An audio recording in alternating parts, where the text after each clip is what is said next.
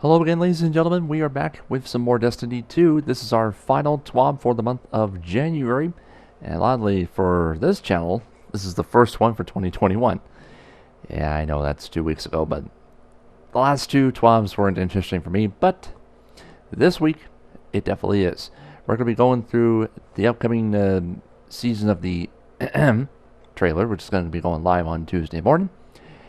And we're going to be talking about some seasonal challenges coming your way, plus an update on Crimson Days. We'll get to all that in a moment. But first, before we get this update underway, I want to say thank you very much to everybody who has contributed to the channel, because it has accumulated 1.5 million views. Again, I definitely don't deserve it. It's for everybody at home, the audience. You have helped made this channel where it is today. Without you guys, I probably wouldn't be a YouTuber after all, but you guys are the goats, and I've learned this from other streams. I'm just a potato. But again, thank you very much for your support, everybody, and you want to keep the support going, don't hesitate to hit that sub button. It is perfectly free on YouTube, and you can turn on the notifications bell just to stay up to date on all the gameplay content that we have coming your way, which is Destiny 2, Assassin's Creed Valhalla, Cold War, and a whole lot more coming up. And also, the thumbs up button is greatly appreciated to try and support the videos as best as possible. So, I'm going to try and keep my talking to a minimum, and let's get right to the update. So, this weekly update is up for January 28th. It's the second to last TWAB of Season of the Hunt.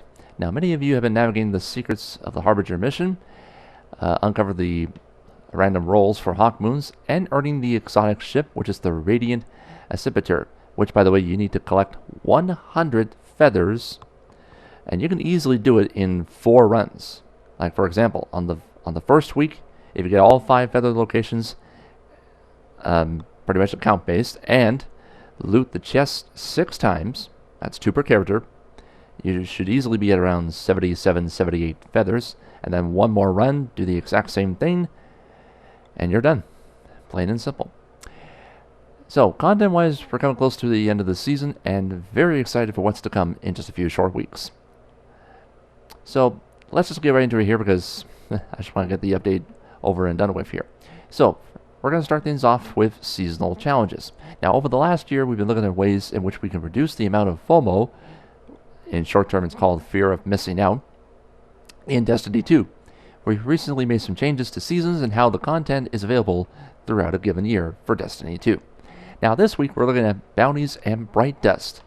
This will introduce a new system not only to remove FOMO, but give fresh ways to earn XP and alternate rewards. And I just heard a little beep in my ear. I'm not sure what it is. To walk us through the ins and outs of the seasonal challenges, here's what the development team had to say. During the production of Beyond Light, we started looking at the problems of bounty fatigue and FOMO, as well as the seasonal legibility. So, for example, what's in a season and how to engage with it when I log in for the first time.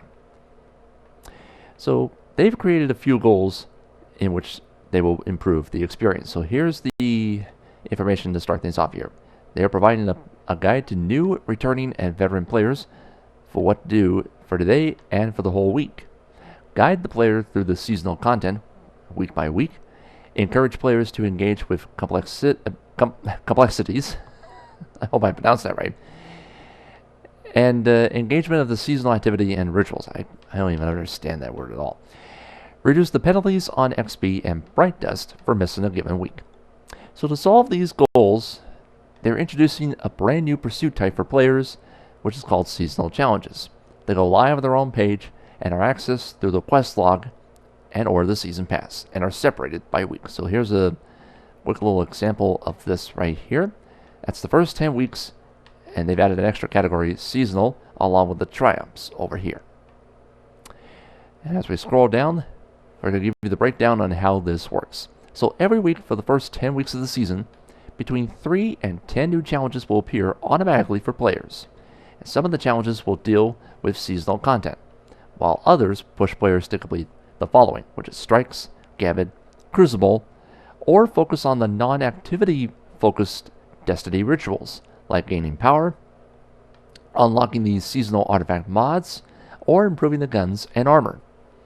These challenges can only be completed once per account, so just let you know, it's account based.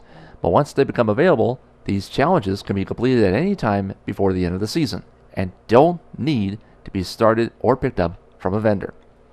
So, for example, if a player doesn't play for weeks 2 through 4, they can come back in week number 5 and have all those challenges waiting for them. So you can breeze through the next 3 weeks, which is 2, 3, and 4, and work on week number 5. Now, completing each challenge will award XP, and this will contribute to your Season Pass ranks, both free and premium. Other rewards could be Bright Dust, seasonal currency, and more. Now, in moving away from the weekly bounties, which were, by the way, restricted to broad objectives and are tied to ritual activities, we've taken some more leisurely activities with creating some interesting or more difficult challenges. Sorry, I made no sense on that sentence here. So here's the following here for these examples. Defeating primeval envoys in Gambit, defeating enemies in Nightfall the Ordeal with the seasonal weapons, gaining infamy or valor ranks, acquiring the ritual weapon and its cosmetic ornaments, winning rounds in Trials of Osiris, and completing the Grandmaster Nightfall. Okay, and there's the rest of the information on those 3 paragraphs. And now we're going to be going to Bright Dust. Here's a quick look at the first 3 paragraphs, if you want to pause and take a look at it here. Okay, so now we've talked to you on the first 3 paragraphs of Bright Dust. Let's scroll down a little bit more and see what you'll be earning when seasonal challenges go live very soon. So for all players, the free seasonal activities will be up to 6,000 Bright Dust and an extra 4,000 for the seasonal challenges. That would bring you to a total of 10,000. As far as Season Pass goes for the Bright Dust, the free path for all players is 7,500. As for the paid path, which is the premium pack, players that own the Season Pass get an extra 3,000. So that's a total of 10,500. And finally, the weekly Ritual Vendor Challenge. For all players, it's 120 Bright Dust per Ritual Vendor per character per week. And it'll be a grand total of 14,040 Bright Dust if completing all the required weekly challenges over the course of the 13th season. Now, additionally, we still plan to offer weekly and repeatable bounties for Bright Dust for the seasonal events, which will give you a bit more towards the desired rewards. And just make sure to claim all the seasonal challenges that award the dust prior to the end of the season, because once it's over, the associated challenges and the rewards for Bright Dust will expire and no longer will be claimed. So there you go. So looking forward to the seasonal challenges. I think that's a pretty good idea by the friends at Bungie, of course.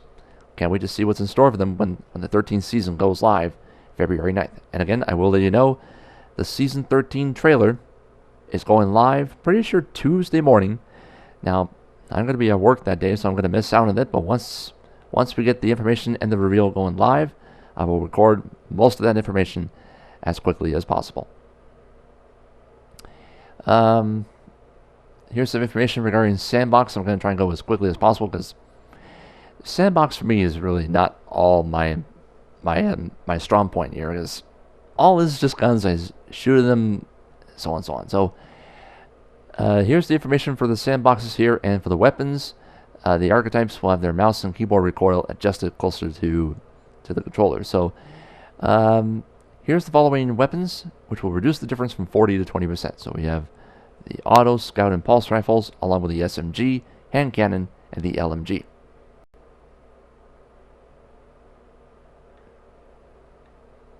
And here's a look at the next few paragraphs over here.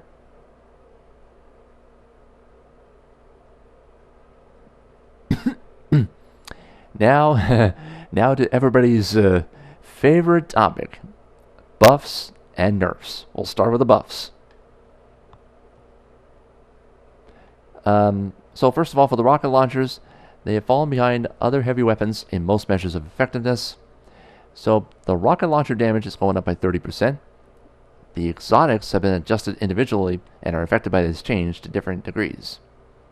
paired with the buffs to reserve from last year, you'll be exploring more things in the 13th season. Also, fusion rifle and breach grenade launcher information 2, and I've already I don't think I've ever had 2 notifications, 2 dings in my ear while recording the TWAB. That's never happened before. We have not a lot of nerfs. They're talking about the sniper rifle usage and the swords, and I think that's it for the nerfs. And quickly, some changes and bug fixes for exotics.